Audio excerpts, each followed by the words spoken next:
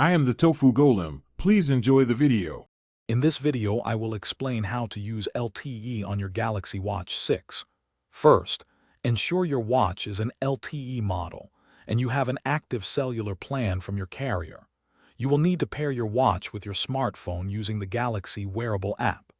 This app guides you through the initial setup, including activating your cellular service.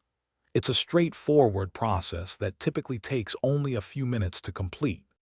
Once paired, open the Galaxy Wearable app on your phone and navigate to Watch Settings, then Mobile Plans. Here, you will see options to set up your cellular service. Your carrier will provide an eSIM profile, which the app helps you install. Follow the simple on-screen instructions to link your watch to your existing phone number or activate a new one. This step is crucial for independent connectivity. Managing your LTE connection is simple.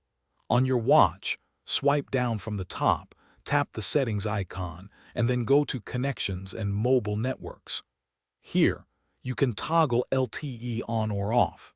Turning it off when not needed can significantly extend your battery life, sometimes by several hours. You can also check your data usage and network status within the Galaxy Wearable app for better control. With LTE, your Galaxy Watch 6 becomes truly independent. Make and receive calls, send texts, and stream music without your phone nearby. If you encounter issues like no signal or dropped connections, first restart both your watch and phone. If problems persist, try resetting the network settings on your watch through the General menu.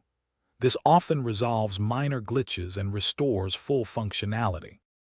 Thanks for watching. Consider subscribing if we helped you today.